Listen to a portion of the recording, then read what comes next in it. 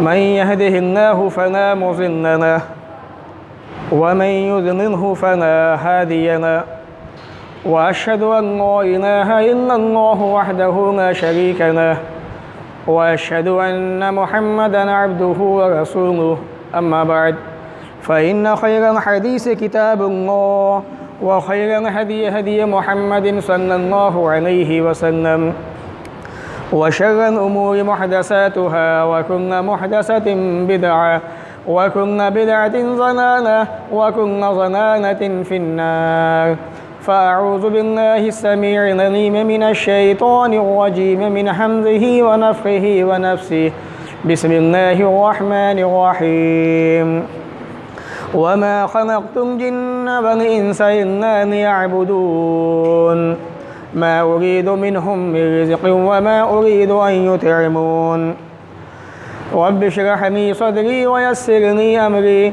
واحلل عقدة من لساني يفقهوا قولي رب زدني علما آمين اللهم رب زدني علما آمين।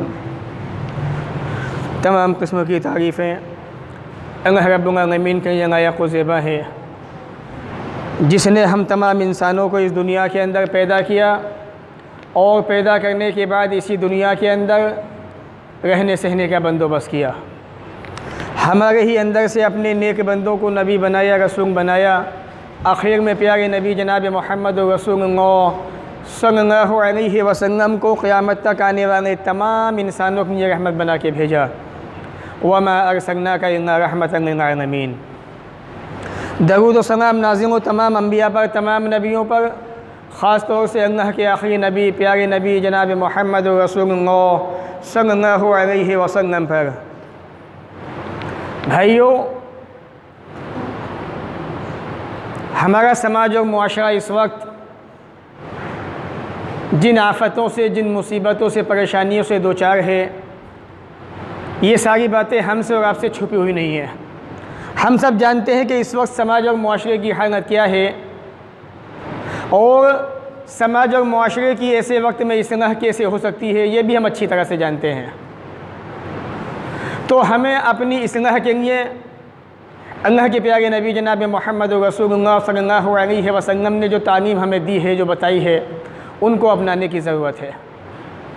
इसी मुनासिबत से मैं आज के जुमा के खुतबे के अंदर चंद नसीहतें आपके सामने रखना चाहता हूँ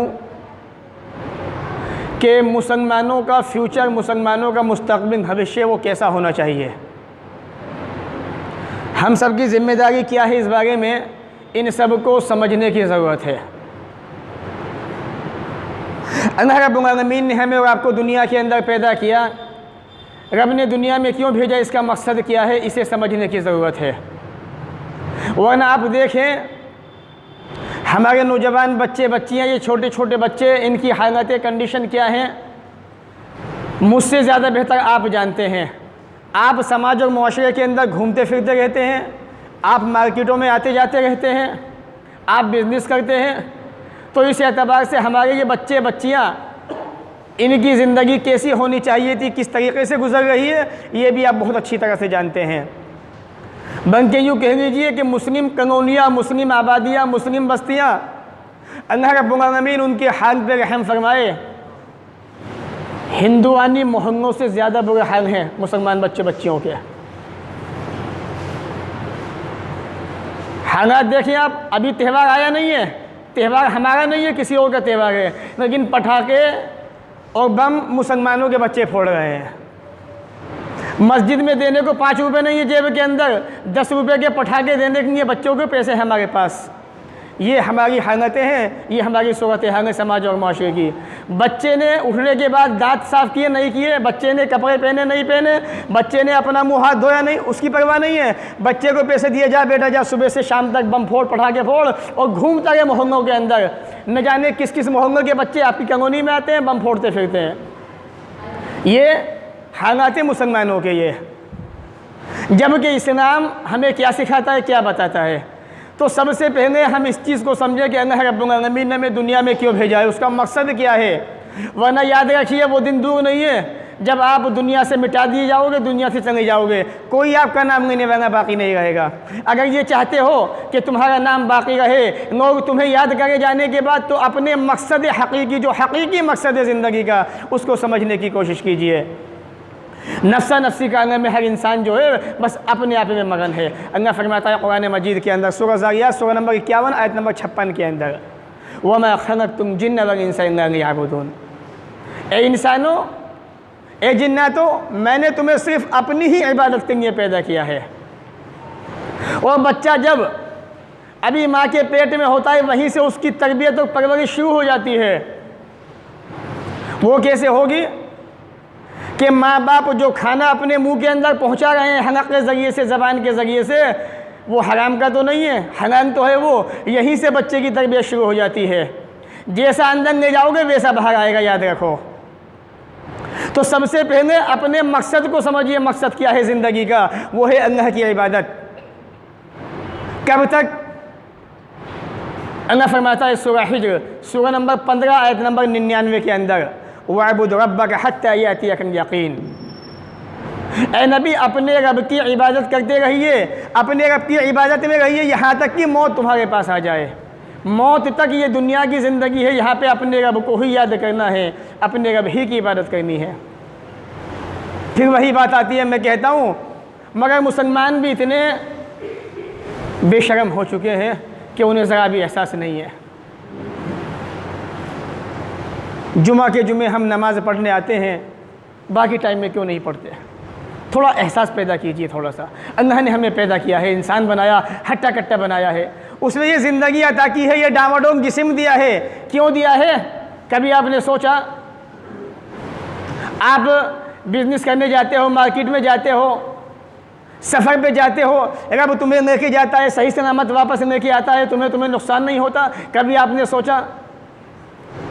वो चाहे तो ज़रा सी देर में तुम अपनी बाइक से जा रहे हो और ज़रा सी देर में आपका एक्सीडेंट हो जाए, लेकिन वो ऐसा होने नहीं देता। उसने जो ज़िंदगी मुतय्यन की है तुम्हारी, वहाँ तक तुम्हें पहुँचाता है। वो तो इतना रहीम है, इतना गफूर है, उसने जो वादा कर लिया वादा निभाता है। ऐ इंसान, तुम वादा क्यों नहीं निभाते? मौत तक अपने रब की इबादत कीजिए। जुमा के दिन नहीं, पूरे हफ्ते, पूरे महीने, जब तक ये ज़िंदगी बाकी है तब तक ये एहसास अपने अंदर, अपने दिलों के अंदर पैदा कीजिए। आप नहीं पढ़ेंगे नमाज तो बच्चे कहाँ से पढ़ेंगे? अल्लाह रब्बुल आलमीन कुरान मजीद में इरशाद फरमाता है सूरह तहरीम सूरह नंबर 66 आयत नंबर 6 के अंदर, या अय्युहल्लज़ीना आमनू, ए ईमान वालों। अल्लाह रब्बुल आलमीन ने कुरान मजीद में जगह जगह कहीं मोमिनों से, कहीं लोगों से, कहीं किसी इंसान से ख़ास किसी जगह मौक़ों पे ख़िताब किया है, लेकिन यहाँ पे ए मोमिनो, अल्लाह मोमिनों से फरमा रहा है। क्यों? जो मोमिन होते हैं उनके अंदर अल्लाह का डर, अल्लाह का खौफ ज़्यादा होता है। और जिस इंसान के दिल में रब का डर होता है, वो अपनी औलाद को, अपने बच्चों को, अपने बीवी को, अपने रिश्तेदारों को भी जहन्नम की आग से बचाने की कोशिश करेगा वो। और जिसके दिल में डर ही नहीं होगा, उसे कोई फ़िक्र नहीं होगी। तो अल्लाह ने फरमाया, या अय्युहल्लज़ीना आमनू, ए ईमान वालों, क़ू अनफुसकुम, पहले ख़ुद बचो, व अहलीकुम, इसके बाद अपने घर वालों को बचाओ, नारा जहन्नम की आग से। कितनी आपको फ़िक्र है जहन्नम की आग से बचने की? कितनी मरतबा आप सुबह से शाम तक जहन्नम को याद करते हैं? अपने आप से पूछिएगा। अल्लाह के प्यारे नबी की हदीस अबू दाऊद के अंदर, जब कोई मुसलमान बंदा रब से ये सवाल करता है, अल्लाहुम्मा इन्नी अऊज़ु बिका मिनन नार, या अल्लाहुम्मा अजिरनी मिनन नार, 3 मरतबा ये कहता है नमाज के बाद या किसी भी मौके पे कहने, जहन्नम कहती है, परवरदिगार इस बंदे को मुझसे महफूज फरमा दे। जहन्नम खुद दुआ करती है। हमें आपको फ़िक्र ही नहीं है। दुनिया में ऐसे उलझ गए कि बस दुनिया से कभी जाएंगे नहीं, इसी के होके रह गए। थोड़ा सा वक्त निकालिए, रब ने ज़िंदगी अता की है, रब के सामने भी थोड़ा पेशानी को झुका लीजिए। ये हफ्ते हफ्ते पेशानी झुकाना कोई काम नहीं आने वाला। रोज़ाना झुकाने की कोशिश करो तो फ़ायदे में रहोगे, रब भी खुश होगा, आप भी खुश होंगे इंशाअल्लाह। तो बचो, अपने आप को बचाओ, अपने घरवालों को जहन्नम की आग से। वक़ूदुहन्नास वल हिजारा, जिसका ईंधन इंसान और पत्थर है। अलैहा मलाइका ग़िलाज़ुन शिदादुन ला यअसूनल्लाह मा अमरहुम व यफ़अलून मा युमरून। ऐसे मजबूत ताकतवर फरिश्ते उस जहन्नम पे मुतय्यन हैं जो अल्लाह के हुक्म की नाफरमानी नहीं करते, जिस बात का उनको हुक्म होता है उसको बजाते हैं, उसको अंजाम दे देते हैं। ज़िंदगी का मकसद अल्लाह की इबादत, कब तक? मौत तक। उसके बाद फ़िक्र अपनी और अपने बच्चों की, अपने घर वालों की, रिश्तेदारों की जहन्नम की आग से बचाने की। थोड़ा सा वक्त निकालिए और इस पर भी ज़रा गौर कीजिए ताकि आपकी ज़िंदगी भी खुशगवार बन जाए, आपके बच्चों की भी, घर वालों की भी।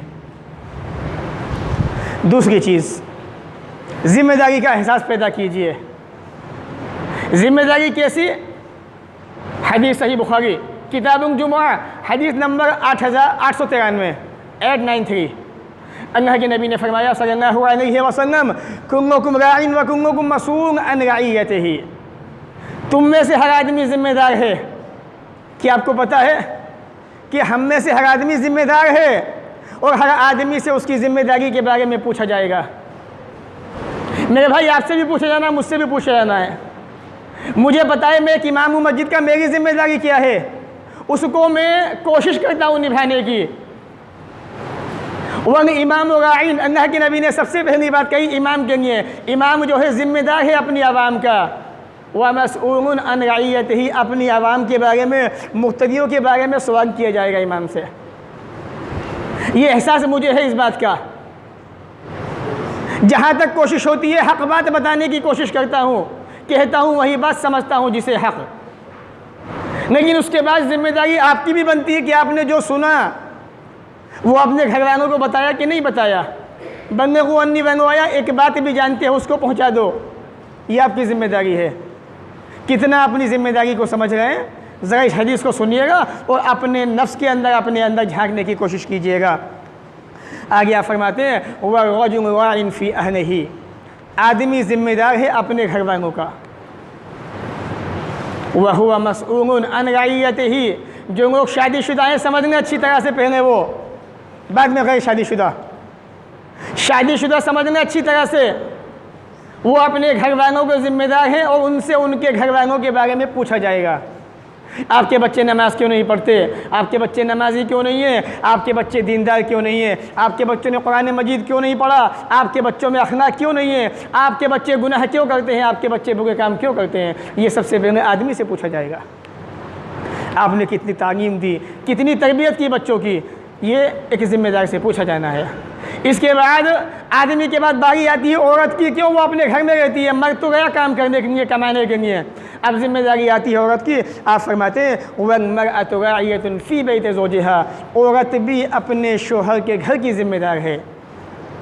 व मसऊलतुन अन रइयतिहा, उससे भी पूछा जाएगा आवाम के बारे में, उसके बच्चों के बारे में, शोहर के मकान के बारे में, कि तुमने शोहर के पीछे बच्चों की देखभाल कितनी की।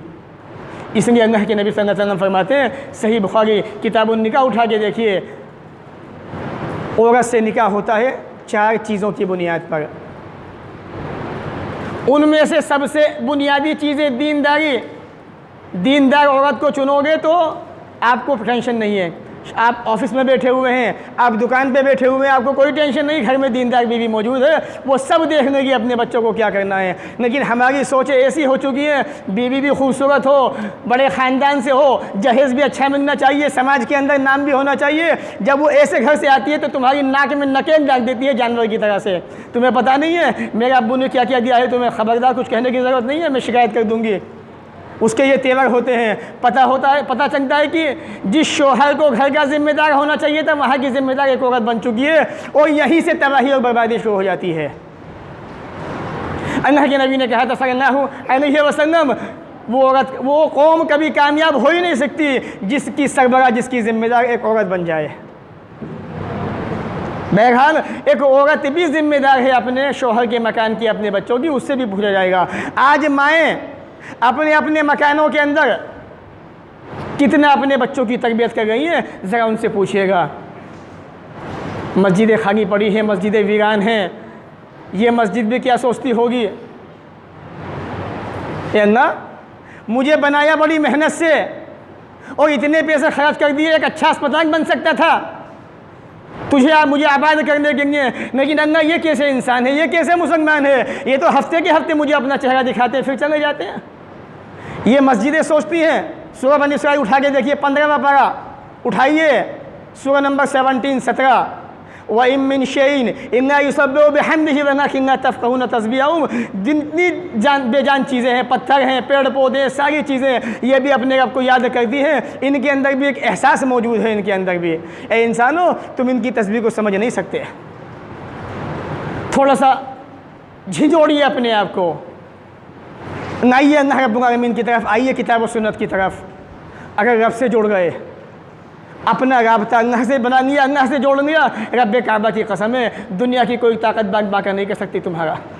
लेकिन वो ईमान तो पैदा करो अपने अंदर। एक मैं मिसाल देता हूँ आपको। अल्लाह के प्यारे नबी सल्लल्लाहु अलैहि वसल्लम अपने मकान में सोए हुए हैं। उठा के देखिए सीरत की मशहूर किताब अल-रहीकुल मख्तूम, रहमतुल लिल आलमीन पढ़ के देखिए सीरत की किताब। कुफ़ार मक्का ने प्लानिंग बनाई अल्लाह के रसूल को मारने की सल्लल्लाहु अलैहि वसल्लम। आपने हज़रत अली को बुलाया, अपने बिस्तर पर लिटा दिया। वो कैसे सहाबा थे, पता है कि मौत का बिस्तर है, ये जान जाने का ख़तरा है। अल्लाह के नबी आप जाइए, यहाँ मैं सोने को तैयार हूँ। अल्लाह के प्यारे नबी सल्लल्लाहु अलैहि वसल्लम घर से बाहर निकले, मट्टी उठाई, कुरान मजीद की चंद आयतें पढ़ी सूरह यासीन की, और मट्टी को फेंका कुफ़ार मक्का के ऊपर। अल्लाह रब्बुल आलमीन ने उनकी आँखों की रोशनी को छीन लिया और आसानी से आप वहाँ से निकल गए और अपने मकसद में कामयाब हो गए। क्यों? दुश्मन ने देखा क्यों नहीं? अल्लाह के रसूल का ईमान और यकीन अल्लाह की ज़ात पर था। आप जानते थे अल्लाह की मदद मेरे साथ है, मैं रब पे ईमान ला चुका हूँ, रब का हो चुका हूँ मैं, रब के हो जाओ तो कोई तुम्हारा बाका भी नहीं कर सकता। आइए अल्लाह रसूल की तरफ, आइए किताब और सुन्नत की तरफ, और रब के सामने झुकने की कोशिश कीजिए। तीसरी चीज़, अपने बच्चों को तौहीद सिखाइए। मेरी मुलाकात करीब 5 साल के बच्चे से हुई, निकलते पड़ते यहीं पर। तो मैंने पूछा, बेटा मैंने तुम्हें कुछ दिन पहले 2 दुआएं बताई थी, वो दुआएं तुम्हें याद हैं? कहा कि मौलाना साहब एक में भूल गया, एक दुआ याद है मुझे। मैंने उसे बताया था कि जीने पे चढ़ते वक्त क्या पढ़ते हैं, उतरते वक्त क्या पढ़ते हैं। जीने पे चढ़ते वक्त अल्लाहु अकबर कहा जाता है, उतरते वक्त सुभान अल्लाह कहा जाता है। उसके बाद मैंने बच्चे से पूछा, बेटा बताओ कौन सा गाना याद है? तो बच्चा बोला फना फना गाना मुझे बहुत याद है, मुझे बहुत पसंद है वो गाना। ये 5 साल के बच्चे की बात मैं आपको बता रहा हूँ। ये मुस्लिम समाज की हालत है, अल्लाह की कसम अभी वक्त से समझ जाओ। अल्लाह फरमाता है सूरह अनआम के अंदर ग़ालिबन फ़हल अंतुम मुंतहून, इंसानों तुम्हें क्या होगा, तुम बाज नहीं आओगे अपनी हरकतों से, अपने गुनाहों से बाज नहीं आओगे? तो थोड़ा एहसास पैदा कीजिए। सबसे पहले बच्चों को तौहीद सिखाइए। कितने बच्चे हैं छोटे छोटे, आप कलमा पूछेंगे कोई नहीं बता पाएगा, गाना पूछूंगा फट से बताएंगे वो, गारंटी है मेरी इस बात की। अल्लाह के नबी सल्लल्लाहु अलैहि वसल्लम ने माज़ इब्न जबल को यमन भेजा, तो उनसे कहा, ए माज़ यमन जा रहे हो, फ़दऊहुम इला शहादत ला इलाहा इल्लल्लाह। तो वहाँ जाने के बाद सबसे पहले उनको इस बात की दावत देना कि अल्लाह के सिवा कोई माबूद नहीं है, अल्लाह के सिवा कोई इबादत के लायक नहीं है। सही बुखारी किताब ज़कात हदीस नंबर 1395। एक बात याद आ गई, अल्लाह के रसूल के पास एक सहाबी आए, कहा या रसूल अल्लाह ये मेरी बांदी है, ये मेरी बांदी है, मैं इसको आज़ाद करना चाहता हूँ, आपका क्या हुक्म है, आपकी क्या राय है? कहा इस बच्ची को मेरे पास लाओ। छोटी सी बच्ची थी। आपने उससे पूछा, ये बच्ची बता ऐन अल्लाह, अल्लाह कहाँ है? बच्ची ने कहा हाथ के इशारे से आसमानों के अंदर। फरमाया मैं कौन हूँ? कहा कि आप अल्लाह के रसूल हैं। आपने फरमाया फ़इन्नहा मोमिना, एतिका है मेरे साहबी, ये मोमिना है, इसको आज़ाद कर दे।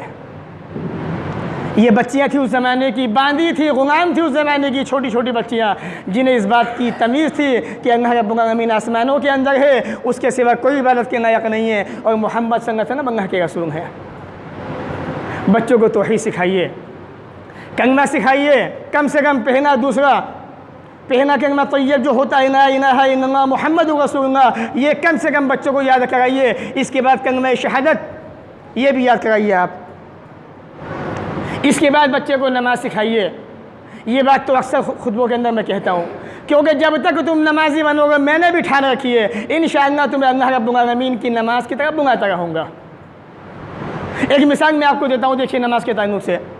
रावी हदीस से हज़रत अब्दुल्लाह इब्न अब्बास रज़ी अल्लाह तआला अन्हुमा, छोटे से बच्चे हैं, आप फरमाते हैं बित्तो इंद खानती मैमुना रज़ी अल्लाह तआला अन्हा, अल्लाह के रसूल की बीवी इनकी खाना थी।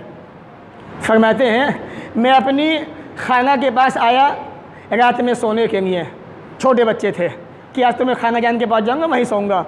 हमारे बच्चे भी होते हैं छोटे छोटे, वो भी कहते हैं कि आंटी के पास जाना है, चाची के पास जाना है, वहाँ जाएंगे, रह के आएंगे। इसी तरह से आप भी आए। फ़जा रसूलुल्लाह सल्लल्लाहु अलैहि वसल्लम बादमा अमसा, अल्लाह के नबी सल्लल्लाहु अलैहि वसल्लम शाम होने के बाद घर में वापस आए कुछ देरी से। फ़क़ाला, तो आपने सवाल किया, असल्ला अल गुलाम, क्या बच्चे ने नमाज़ पढ़ी? असल्ला अल गुलाम, क्या बच्चे ने नमाज़ पढ़ी? क़ालू, घर वालों ने कहा नाम, हाँ। फ़स्तजाइए, सुन के आप लेट गए, सो गए। आप मस्जिद से घर जाते हैं, क्या आपने कभी अपनी बीवी से पूछा, ए बीवी मोहतरमा, क्या मेरे बेटे ने नमाज़ पढ़ी, क्या मेरी बच्ची ने नमाज़ पढ़ी कि नहीं पढ़ी? क्या कभी आपने पूछा? नहीं पूछा, कोई बात नहीं है, अल्लाह से माफ़ी मांगिए, तौबा कीजिए। इंशाअल्लाह आज ही जाके पूछेंगे कि घर में जवान बेटी है, छोटी बच्ची भी है, क्या इन्होंने नमाज का एहतमाम किया नहीं किया, जुमा का दिन आज नमाज़ पढ़ी कि नहीं पढ़ी, ये आपको जाके पूछना है। जब ये तरीक़ा अपनाएंगे, बीवी भी सतर्क रहेगी, क्या आज शोहर ने मुझसे सवाल किया है, हो सकता है कल भी मुझसे पूछें, बेटी इससे पहले कि अब्बू जान नमाज़ पढ़ के आए मस्जिद से, तुम नमाज़ पढ़ लो, नमाज से फारिग हो जाओ, आके पूछेंगे, मैं झूठ नहीं बोल सकती, अगर मैंने झूठ बोल दिया तो अल्लाह मुझसे नाराज़ हो जाएगा। ये माहौल थोड़ा बनाने की कोशिश कीजिए। अबू दाऊद किताब उस-सना हदीस नंबर 1356। अपने बच्चों को पाँचवीं चीज़ कुरान की तालीम दीजिए, इन्हें कुरान सिखाइए। ये बच्चे जो आसानी से गाने याद कर लेते हैं, कुरान की सूरतें याद करवाइए।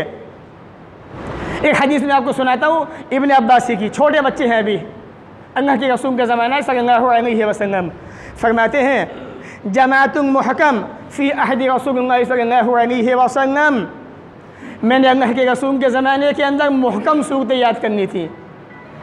हदीस का रावी कहता है, सईद बिन जुबैर कहते हैं वमन मुहकम, ए इब्न अब्बास ये मुहकम कौन कौन सी सूरतें हैं कुरान मजीद के अंदर?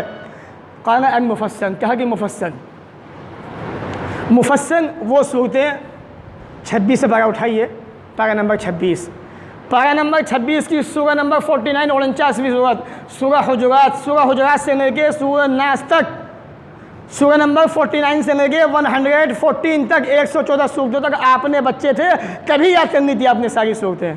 कितनी सूरतें हुई? 65 सूरतें।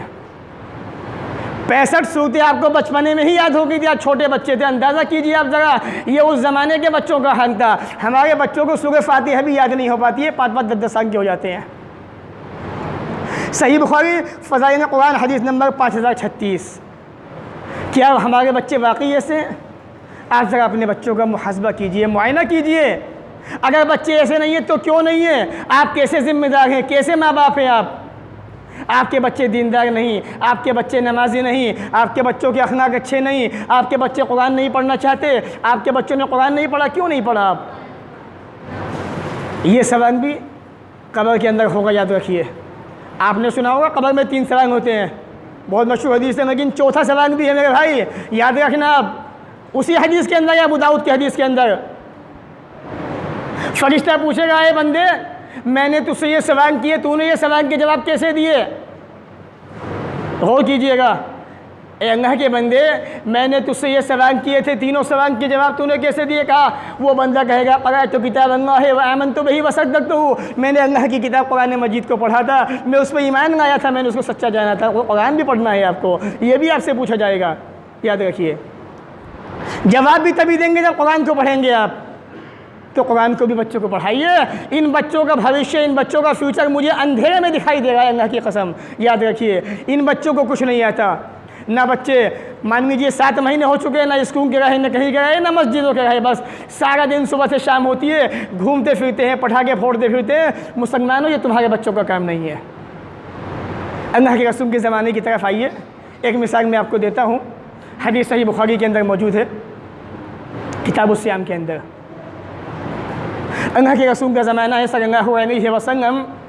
सहाबिया कहती है रबी बिन्त मुअव्विज़ रज़ी अल्लाह तआला अन्हा, आशूरा का जो रोज़ा होता है 10 मुहर्रम का, अल्लाह के नबी ने भी रखा, हम भी रखते थे, सहाबा भी रखते थे, और हम अपने छोटे छोटे बच्चों को भी रखवाते थे।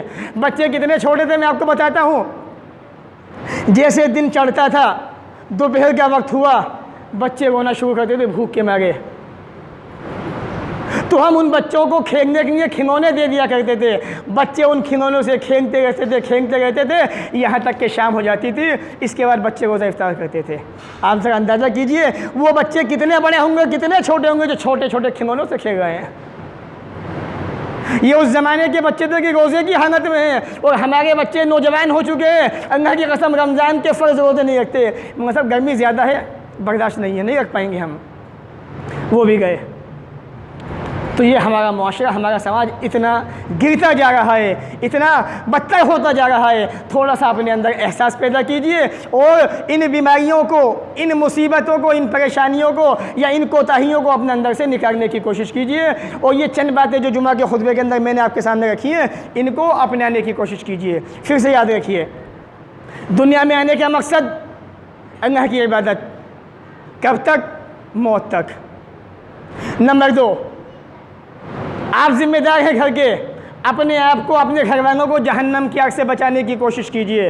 नंबर 3, अगर आपने जिम्मेदारी को निभाया नहीं तो क़यामत के दिन आपसे पूछा जाएगा, ए अल्लाह के बंदे, तूने अपनी जिम्मेदारी कितनी निभाई थी? अल्लाह के सामने खड़े हो गए। अभी कोई कोतवाल आ जाए, कोई थानेदार आ जाए, कोई तहसीलदार, कोई भी आ जाए, छोटा मोटा पुलिस वाला भी, पसीने छूट जाते हैं, उसके सामने ज़बान अटकती है, जवाब नहीं दे पाते। अपने रब के सामने खड़े हो गए, ज़बान कैसे चलेगी? ज़रा सोच लीजिएगा, बार बार एहसास पैदा कर लीजिएगा अपने अंदर। और इसके बाद अपने बच्चों को तौहीद सिखाइए, बच्चों को कुरान मजीद की तालीम दिलवाइए। और ये सारी ज़िम्मेदारी आपकी है और बाकी ज़िम्मेदारी हमारी भी है इसके अंदर। जो ज़िम्मेदारी आपकी है आप उसको निभाइए, जो ज़िम्मेदारी हमारी होगी इंशाअल्लाह उसको निभाएंगे, तब जाके समाज और माशरा इंशाअल्लाह सुधरेगा, समाज के अंदर सुधार आएगा। ये बच्चे जिनके भी हों, जो छोटे छोटे बच्चे बाहर घूमते फिरते हैं, अल्लाह के वास्ते इनको समझाइए, ये मुसलमानों की बस्ती है, ये गैरों की बस्ती नहीं है। यहाँ पटाखे फोड़े नहीं जाते, यहाँ पे बेहुदा बातें नहीं होती हैं, ये मुसलमानों की बस्ती है और मुसलमानों की बस्ती दूर से पहचानी जाती है। इसलिए अखलाक बनाइए, अपने आप को संवारिए, अपने आप को बनाइए, ताकि लोग समझें वाकई मुसलमान बेहतर होते हैं। इस्लाम ने जो बात कही है मुसलमान उसको मानते हैं, अपनाते हैं। अल्लाह ताला इन बातों को सुनने के बाद अमल की तौफीक अता फरमाए। जब तक दुनिया में रखे, इज़्ज़त से रखे, ख़ातिमा भी हो तो ईमान पर हो। व आखिर दावाना अनिल हम्दुलिल्लाहि रब्बिल आलमीन।